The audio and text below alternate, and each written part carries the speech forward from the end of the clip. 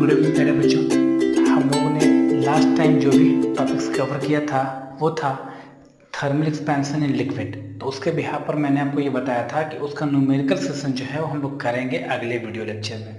तो आज उस पर न्यूमेरिकल कर लेते हैं और उसके बाद हम लोग थोड़ा सा और आगे बढ़ेंगे इसी टॉपिक को लेकर के। और इस वीडियो में आज हम लोग जो थर्मल एक्सपेंशन पढ़ रहे थे पूरा कंप्लीट कर लेंगे। ठीक है, आइए स्टार्ट कर लेते हैं।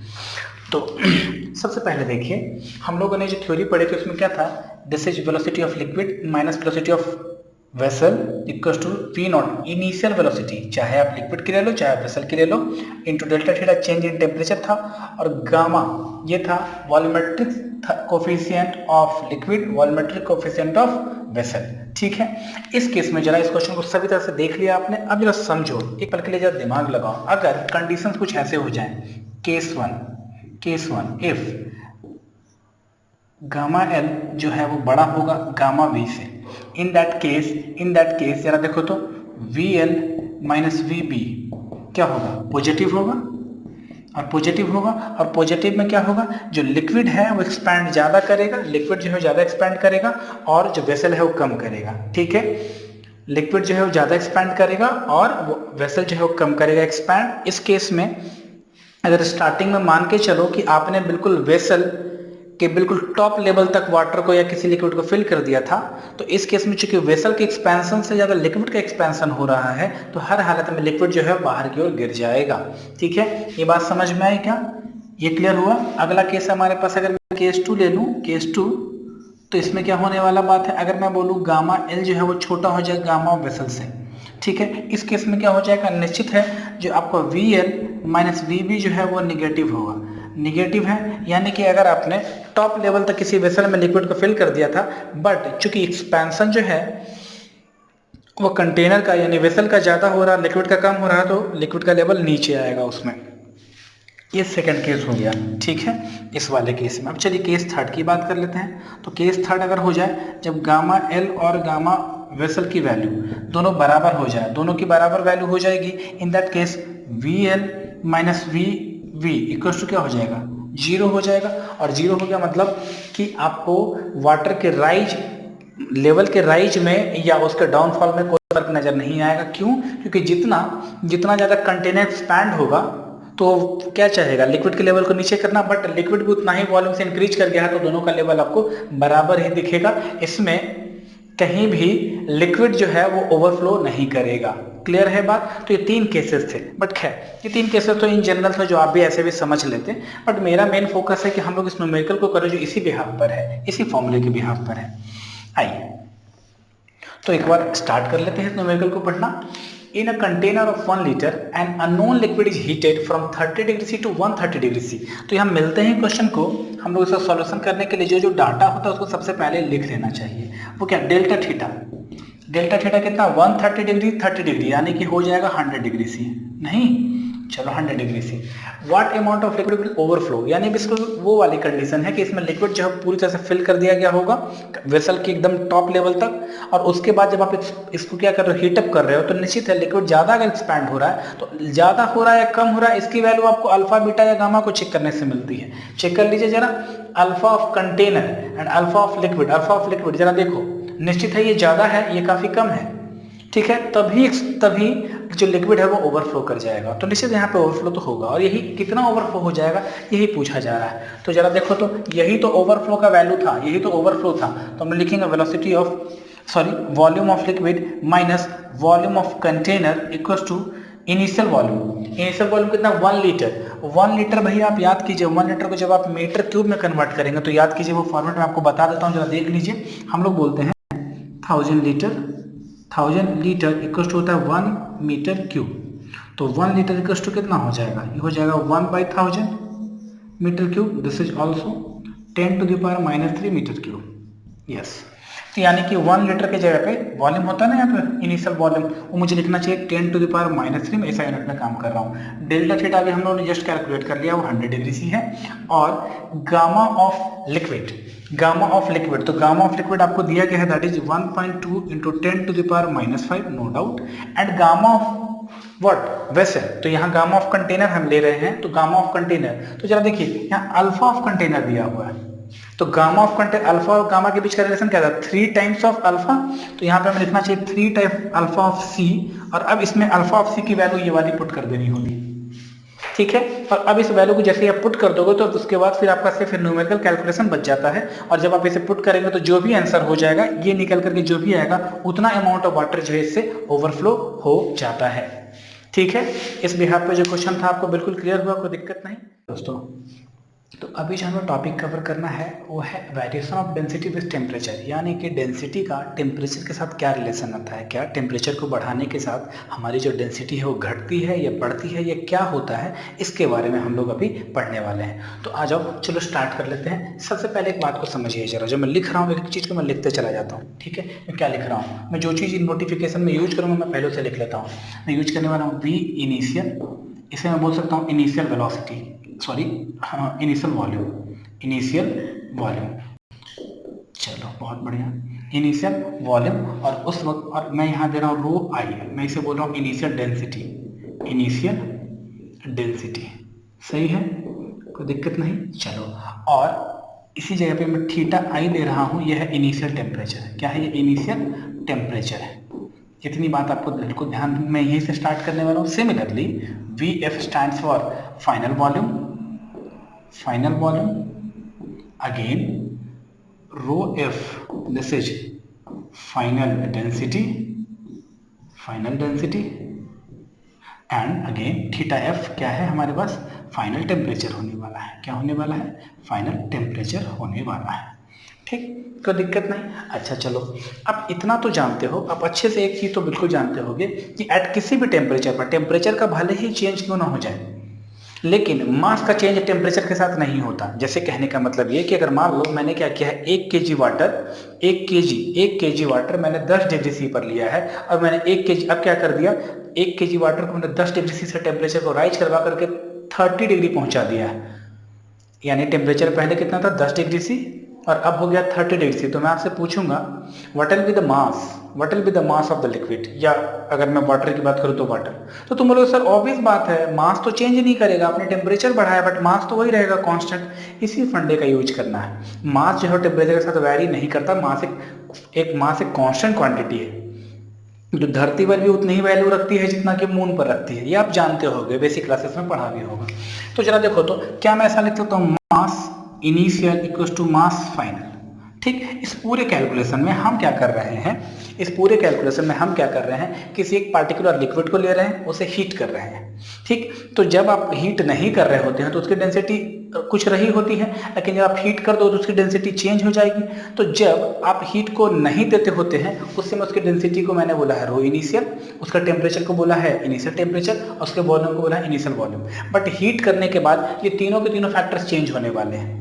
क्लियर है बात, ये तीनों के तीनों फैक्टर्स चेंज होने वाले हैं। कैसे चेंज हो जाएंगे, जो वॉल्यूम है वो फाइनल वॉल्यूम बोला जा रहा है, फाइनल डेंसिटी बोली जा रही है, और इससे कॉरस्पॉन्डिंगली फाइनल टेम्परेचर बोला जा रहा है, ठीक है। यानी कि एक ही लिक्विड के सैंपल को हम लोग हीटअप कर रहे हैं और उसके इन 3 फिजिकल पैरामीटर्स को चेक कर रहे हैं, ठीक है।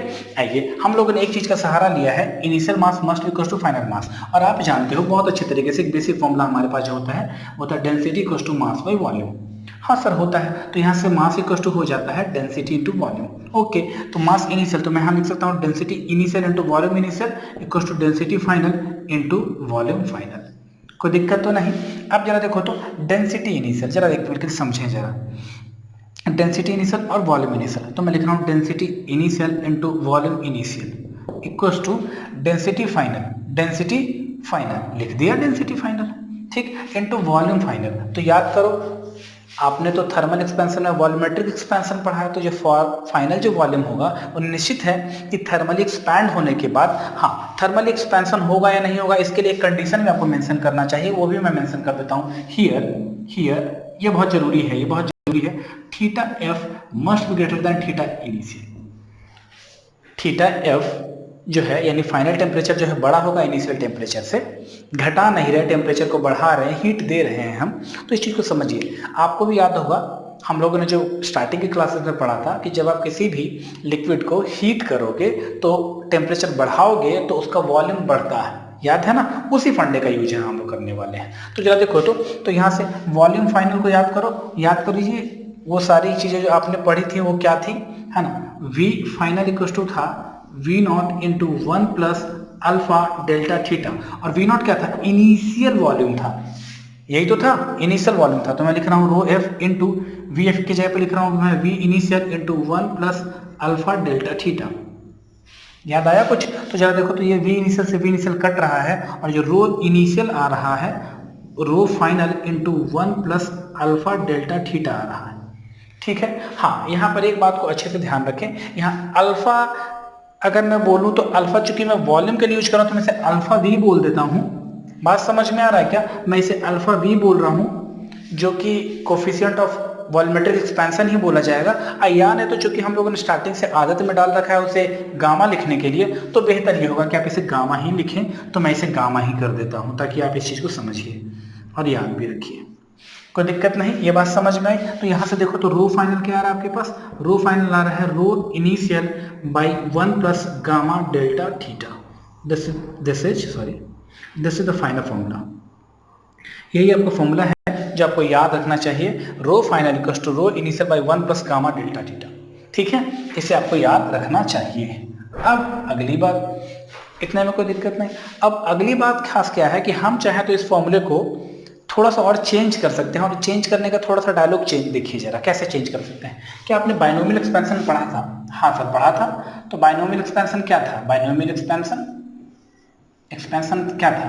वो था 1 plus x to the power n equals to 1 plus n x, लेकिन कंडीशन क्या था, x is very very small then 1। तो जरा एक बार चेक करो, मैं इसी इक्वेशन को पलट करके कुछ बदल करके लिख रहा हूँ। मैं इसे लिख रहा हूँ ऐसा, रो फाइनल यानी final density equals to rho initial into 1 plus gamma delta theta to the power -1 लिखा जा सकता है। और आप जानते हो जो गामा का जो ऑर्डर होता है 10 टू पावर -5 10 टू पावर -6 का होता है, और टेम्परेचर का चेंज भी छोटा ही होने वाला है। अगर टेम्परेचर का चेंज भी अगर छोटा होने वाला है अगर, तो सोचो ना जरा, ये दोनों क्वांटिटी कितनी ज़्यादा छोटी हो जाएगी। निश्चित तो 1 से तो बहुत ज़्यादा छोटी होने वाली है। और अगर ऐसा होने वाला है तो जरा देखो, इसी इक्वेशन को मैं यहाँ लिख रहा हूँ, rho final equals to rho initial into 1 plus gamma delta theta to the power -1। ठीक है, तो बाई यूजिंग बाइनोमियल एक्सपेंशन जरा चेक कीजिए, पावर कितना है -1, तो रो फाइनल क्या हो जाएगा, ये हो जाएगा रो इनिशियल इंटू 1 माइनस ये पावर आएगा और ये गामा थीटा हो जाएगा। क्या मेरी बात समझ में आई है? क्या मेरी बात समझ में आई? ये पावर जो है ना, यहाँ पर ये पावर आगे मल्टीप्लाई होता है, जरा चेको nx, तो ये nx, तो पावर है -1 तो -1 मल्टीप्लाई हो गया, और ये इसका फाइनल फॉर्मूला है। ये भी आपको याद रखना चाहिए और ये भी आपको याद रखना चाहिए। ठीक है, जब तक ये ना मेंशन किया जाए कि टेम्परेचर का डिफरेंस बहुत ज़्यादा छोटा है, तब तक आप ये फॉर्मूला को यूज करेंगे, और जैसे ही टेम्परेचर की वैल्यू को बहुत छोटा बता दिया गया तो आपको ये फॉर्मूला यूज करना है। क्या मेरी बात क्लियर है? तो ये था आपका variation of density with temperature. जरा देखिए, फाइनल जो डेंसिटी है वो इनिशियल डेंसिटी के साथ इस रिलेशन में आता है, कोई दिक्कत नहीं। चलो अब इस रिलेशन से कुछ बातें और कर लेते हैं। इस रिलेशन से देखो जरा, तो यहाँ से मैं लिख रहा हूँ rho final equals to rho final is proportional to 1 by delta theta. बात समझ में आ रहा है क्या? 1 बाई डेल्टा थीटा, ध्यान से देखें, यहाँ से रिलेशन ऐसा डेल्टा थीटा का आ रहा है, इनवर्स का रिलेशन आ रहा है। इसका मतलब ये है कि डेल्टा थीटा पॉजिटिव और बढ़ेगा, यानी कि चेंज इन टेम्परेचर बढ़ेगा, यानी कुल मिलाकर के बात की जाए तो अगर टेम्परेचर बढ़ते चला जाएगा तो टेम्परेचर बढ़ेगा तो फाइनल डेंसिटी क्या होने वाली, घटेगी, यानी इनवर्स का रिलेशन है। यानी कि जब आप टेम्परेचर को राइज करते हो तो डेंसिटी जो है वो डिक्रीज करता है, और ये रिलेशन आपको ध्यान में रखना चाहिए।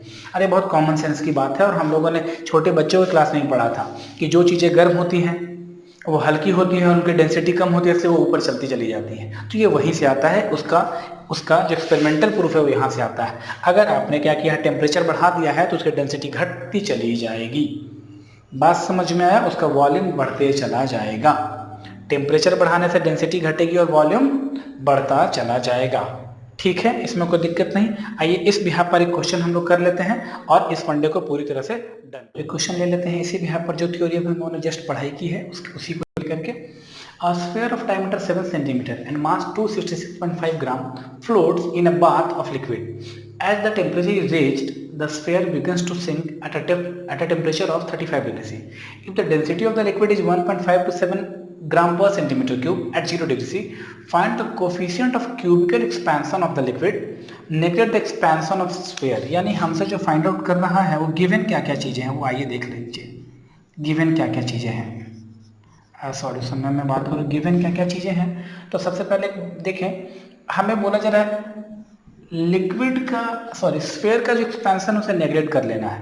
ओके डन, ठीक है ना। चलो जरा ऐसे समझते हैं, आइए जरा क्या कर लेते हैं, एक फिगर यही बना लेता हूँ मैं, देखो जरा, ठीक है। ये लिक्विड यहाँ तक फिल है, ओके डन। और इसमें कोई क्या कर रहा है, फ्लोट कर रहा है, ओके डन, फ्लोट कर रहा है, ठीक। तो जरा देखिए ये फ्लोट कर रहा होगा, तो फ्लोट करने का मतलब ये होता है, समझे जरा इस बात को, फ्लोट करने का मतलब सिंपली ये होता है कि इस स्फीयर पर लगने वाला नीचे से ऊपर की ओर फोर्स, ऊपर से नीचे की ओर बॉल स्फीयर के द्वारा लगाया गया फोर्स दोनों बराबर रहा होगा, यानी ये कहीं ना कहीं इक्विलिब्रियम कंडीशन की बात हुई होगी।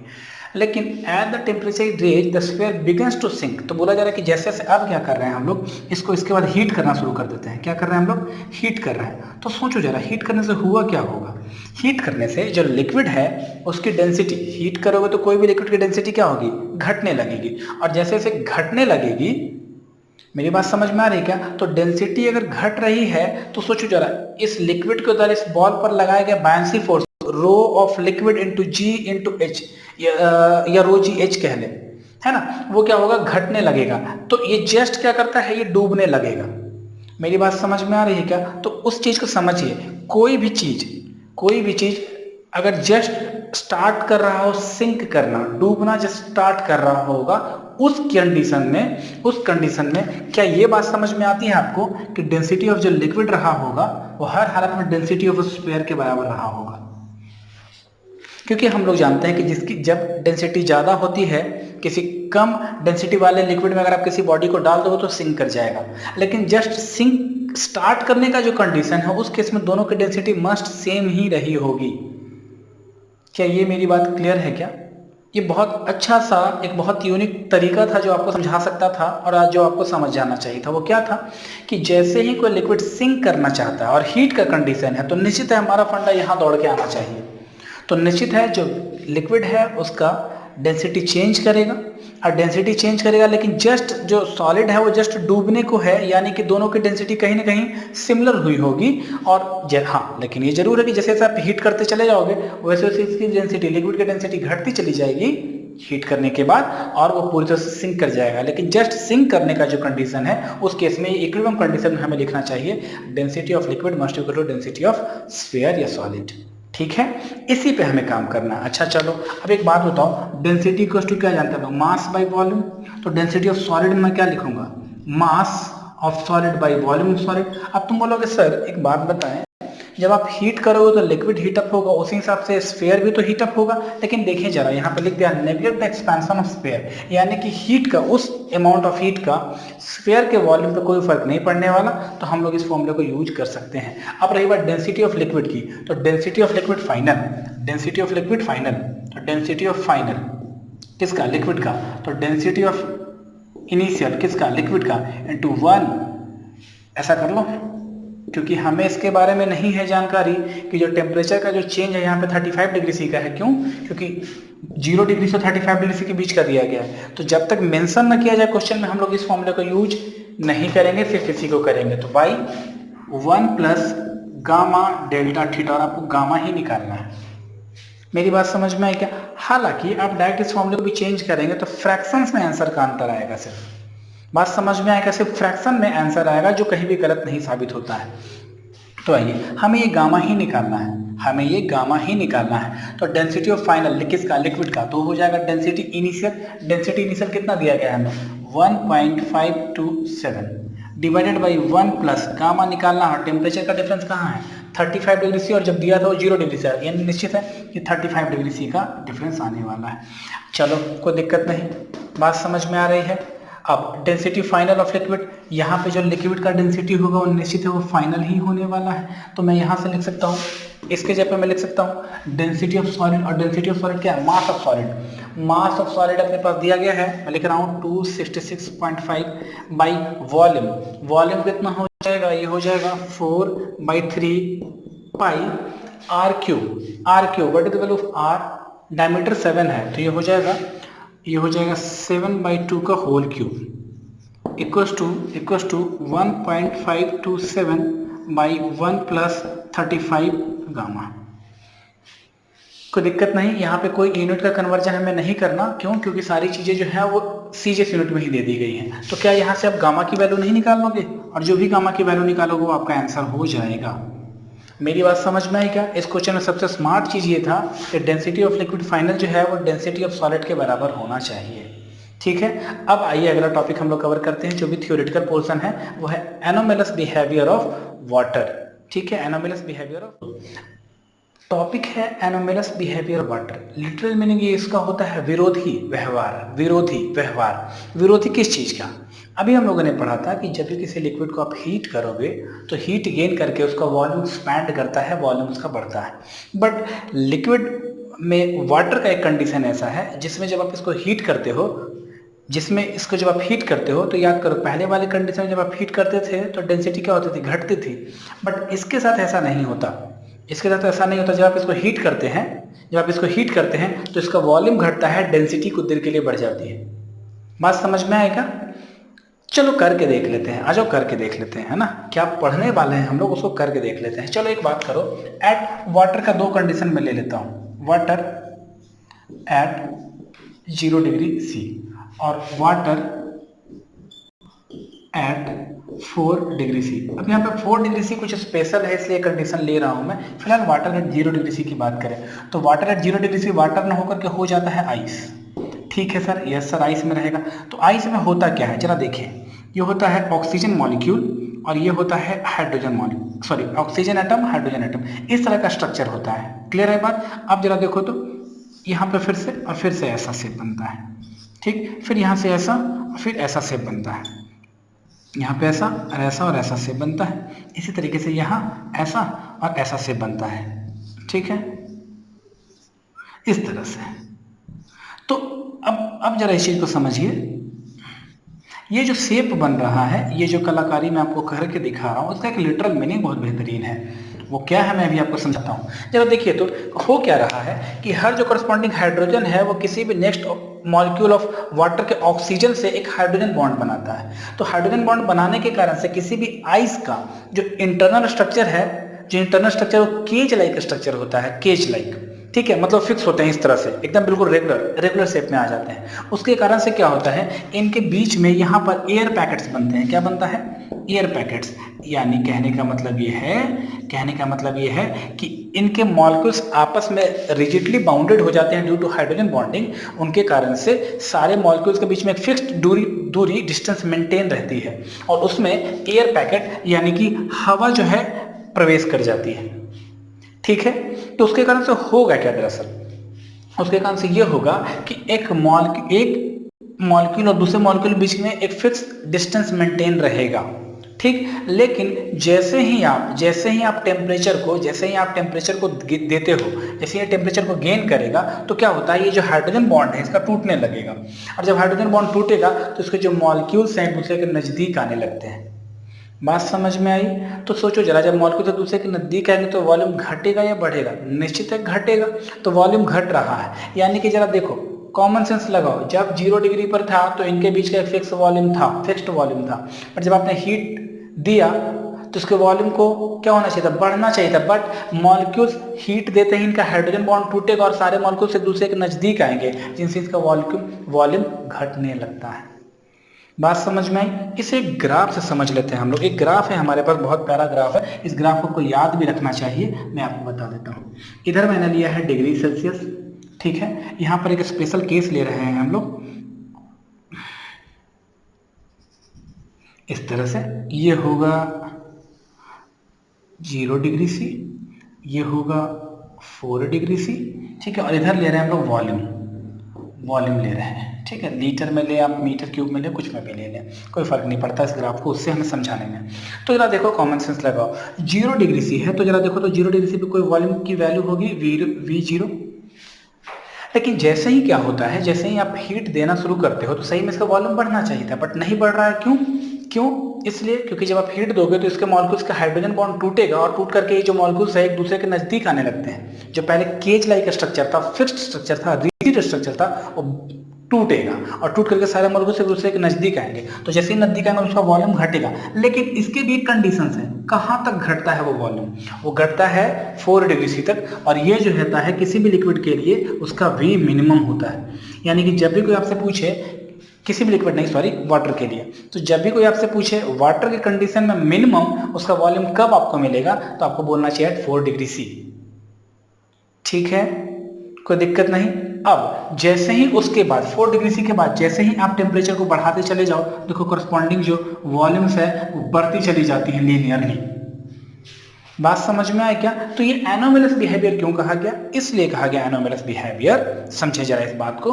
क्यों? क्योंकि हम लोग जानते हैं कि जैसे ही हीट का गेन होगा वैसे ही लिक्विड की डेंसिटी घटेगी और वॉल्यूम बढ़ते चला जाएगा, लेकिन यहाँ ऐसा नहीं हो रहा है यहाँ पर। तो अब इस बात को हमेशा याद रखें कि दरअसल ये बिहेवियर जो लिक्विड का, वाटर का है, सॉरी मैं लिक्विड बोल रहा हूँ, वाटर कह रहा हूँ मैं सिंपली।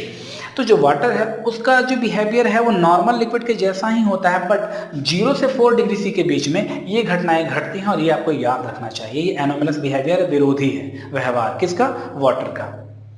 क्लियर है बात? इसमें कोई दिक्कत नहीं, ऐसा क्यों हो रहा होता है? आपने बचपन में ही पढ़ा होगा कि जो डेंसिटी ऑफ आइस है वो कम होती है एज कम्पेयर्ड ऑफ लिक्विड, उसका यही रीजन है। ठीक है, तो चलो ये बातें हो गई। हाँ, हालांकि इस तरह का जो एनोमलस बिहेवियर ऑफ वाटर है यह सही मायने में जो पॉन्ड्स का जो क्लाइमेट होता है उसके लिए बहुत बेहतरीन है, क्योंकि आपने सुना होगा कि पॉन्ड्स के ऊपर वाले लेवल पे आइस जम जाता है, लेकिन फ्रीज कर जाता है, लेकिन नीचे हमेशा वाटर ही रहता है। तो इस चीज को मैं आपको एक्सप्लेन नहीं कर रहा, मैं ये चाह रहा हूँ as a homework, as a task आप इसको ले लीजिए। ये टास्क है आपके लिए कि आप मुझे कमेंट सेक्शन में ये बताएं कि क्यों ऐसा होता है। क्यों ऐसा होता है कि ऊपर में आइस तो फ्रीज कर जाता है, वाटर आइस में कन्वर्ट हो जाता है, बट नीचे नहीं होता। ये आपके लिए एक होमवर्क के रूप में आप इसे जरूर से कीजिए, लेकिन उसका भी कहीं ना कहीं रीजन इसी 4 डिग्री सी के पीछे छुपा हुआ है। ठीक है, इसके अलावा इस वीडियो को आप लाइक करते रहिए ताकि मुझे वो एनर्जी मिलती रहे कि मैं अच्छा काम कर रहा हूँ, और आप शेयर भी जरूर कर सकते हैं अपने दोस्तों के बीच में। और जो भी लोग जिनकी स्टडी किसी खास कारण से रुक गई होगी, फिलहाल कारण आप अच्छी तरह से जानते हो, तो आप प्लीज उनको वीडियो शेयर कर दें, उनको बोले चैनल को सब्सक्राइब कर ले, ताकि सारी रेगुलर स्टडी उनको आगे कंटिन्यू होती रहे IIT नीट के लेवल तक। ठीक है, इस वीडियो में इतना ही। अब मिलेंगे हम लोग अगले वीडियो में नए टॉपिक पर।